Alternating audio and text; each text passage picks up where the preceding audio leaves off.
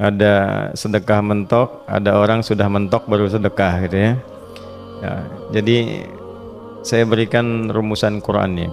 Sebelum lanjut menonton, ada baiknya luangkan sedikit waktumu untuk menuliskan sholawat Nabi di kolom komentar, yang insya Allah bisa menjadi bukti dan saksi terhadap kecintaan kita untuk mendapatkan syafaat di akhirat kelak.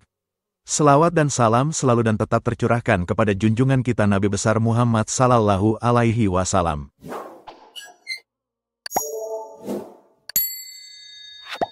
Kita dapat ilmu baru nih ya. Ada sedekah mentok, ada orang sudah mentok baru sedekah gitu ya. Ya, jadi saya berikan rumusan Qurannya. Sebetulnya itu standar. Yang paling standar di dalam ujian Allah kepada manusia, supaya ada nilai rasa dalam diri kita bahwa kita itu punya Allah. Itu poin tertingginya. Nah, biasanya pada titik-titik tertentu oleh Allah itu dihilangkan semua potensi-potensi dari makhluk, sehingga kita bisa merasakan kenikmatan langsung untuk berinteraksi dan mendapatkan anugerah dari Allah. Itu titik tertingginya. Sambil contoh begini, Nabi Zakaria itu yang paling viral di Al-Quran, salah satunya divonis oleh manusia tidak akan mungkin punya keturunan. Secara klinis mustahil, karena istrinya divonis monofus dan mandul. Secara medis semua sedang angkat tangan. Tapi apa yang dilakukan? Nanti ini akan melahirkan rumus di Quran surah kelima Al-Maidah ayat 35.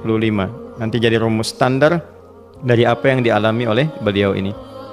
Di titik itu beliau menangkap isyarat bahwa ketika manusia sudah mengatakan tidak mungkin, itu tanda awal dari Allah supaya kita langsung memohon kepadanya, karena Allah ingin memberi tanpa perantara siapapun. Maka dilakukanlah kemudian sholat. Sholat itu dalam bahasa Arab, terjemahan kitanya artinya sesuatu yang tersambung, terkoneksi. Karena itu saat kita sedang sholat, kita sedang menyambungkan diri kepada Allah. Anta'budallaha ka'annaka tarah, kata Mas Ihsan tadi. Kita menyembah Allah dan kita merasa diawasi, dinilai oleh Allah. Maka dalam sholat itu beliau meminta, ya, permintaannya viral. Qala rabbi habli min ladunka dzurriyyatan thayyibah innaka sami'ud du'a. Bahasa bebasnya begini, ya Allah, semua memvonis aku tidak akan mungkin punya keturunan. Sekarang aku memohon kepadamu saja yang tidak punya batas dalam pemberian. Nah, sebelum ke sedekah dengan harta, Allah mengajarkan dulu sedekahlah dengan tubuh kita. Karena tidak semua orang boleh jadi memiliki harta, tapi semua orang punya potensi untuk menggerakkan tenaganya untuk meminta. Oleh karena itu diletakkan sebelum harta itu sholat. Kenapa rukun Islam yang kedua sholat, selanjutnya zakat? Karena tidak semua orang bisa mengeluarkan harta. Kalau tidak ada satu pun mentok di harta, maka gunakan tubuh kita untuk menunaikan sholat. Itu rumus Nabi Zakaria. Maka beliau tunaikan di mihrabnya Maryam, minta ke Allah. Rumus kedua, sebut nama Allah, Asmaul Husna, sesuai kebutuhan kita. Jadi nggak harus 99. Misal ini mau menuntut ilmu, sekolah, sebut ya Allah ya Alim, pemilik ilmu. Ada persoalan rizki yang ingin kita dapatkan, ya Allah ya Razak. Ada proyek, ada kegiatan yang kira-kira tantangannya tidak mudah, ya Allah ya Al-Fattah. Ini beliau minta karena divonis tidak mungkin, maka meminta kepada Allah dengan nama pemberian tanpa batas, namanya Wahhab, disingkatnya Hab. Rabbi habli, ya Allah yang tak punya batas dalam pemberian. Mereka memvonis aku punya batasan, maka mohon anugerahkan darimu saja. Jika padamu belum sempat juga terkabul, maka mohon tunjukkan kepadaku dengan cara apa lagi aku mesti meminta. Maka dalam situasi mentok itulah kemudian turun langsung jawaban. Fanadathul malaikatu wa huwa qa'imun yusalli fil mihrab annallaha yubashshiruka bi Yahya. Tolong garis bawah ini. Orang-orang yang langsung memiliki kesadaran saat di titik paling krusial, terendah, dan kita merasa tidak punya apa-apa, lalu ada kesadaran kita punya Allah dan meminta, itu seketika nggak ada sekat, langsung dijawab seketika.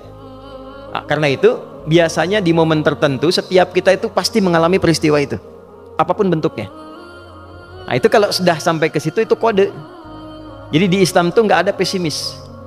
Ya, tidak ada pesimis, dan jangan pernah melarutkan diri pada sebuah vonis.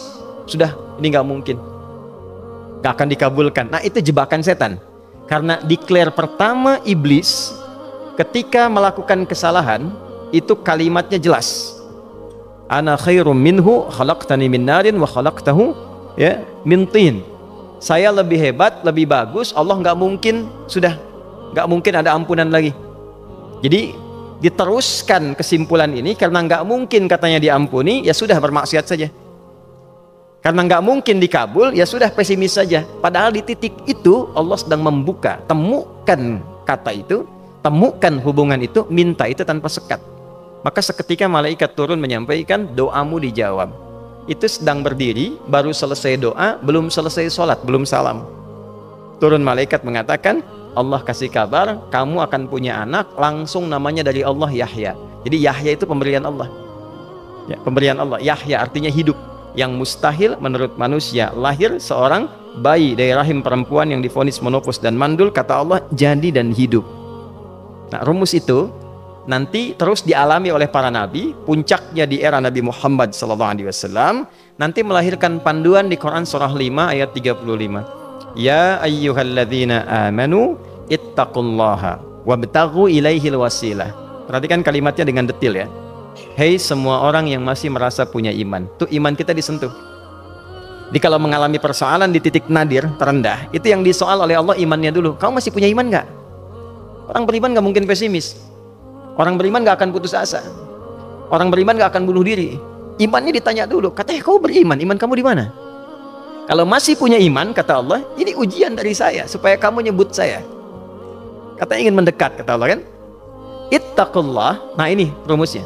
Wabtaghu ilaihil wasilah. Kalau engkau pengen cepat dapat solusi, maka aku berikan perangkat untuk cepat mengabulkan doamu itu. Perangkat itulah disebut dengan takwa. Nah, takwa itu ada urutan 240 kali disebutkan dalam Al-Quran, dibagi pada 3 segmen.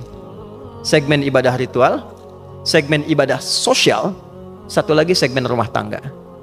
Ya, karena itu tinggal cari aja di ibadah ritual, misalnya sholat, bangun tahajud malam, minta sama Allah, dekatkan diri kita. Salah satu kasusnya Nabi Zakaria. Ya, itu poin yang pertama. Yang kedua nanti ada maliyah sosial, itu yang tadi dipraktekkan, sedekah dengan harta. Ya, tidak harus banyak, yang penting Allah minta apa, ikhtiarkan, nggak akan dilihat berapapun nilainya. Yang dilihat itu ada nggak kemampuan mengimplementasikan imannya, itu poinnya. Titik itu ya. Yang ketiga nanti di keluarga. Urutan pertama orang tua.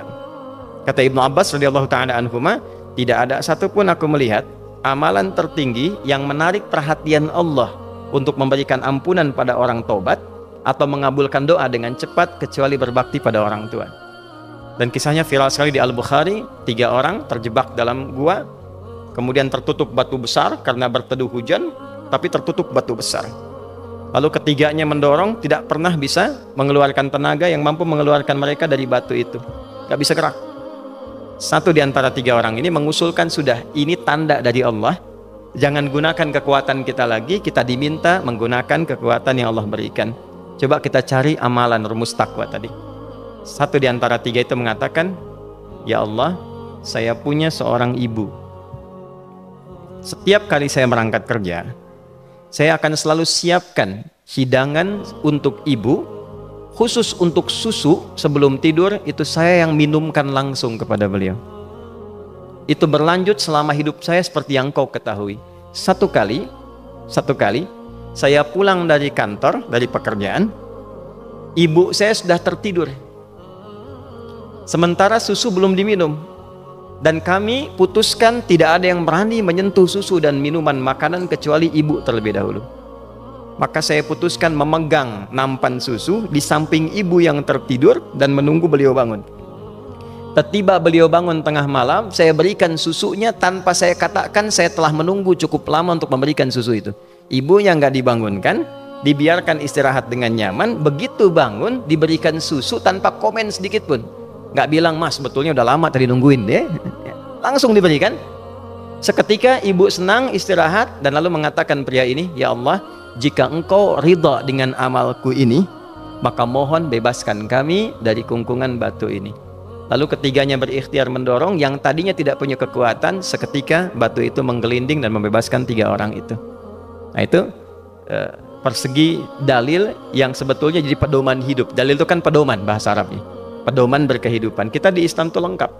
Jadi kalau kita mengalami kasus itu dimanapun, ya, baik di kedudukan, di usaha, di pengetahuan, sudah mau ngapalin mentok gitu ya, itu ujian.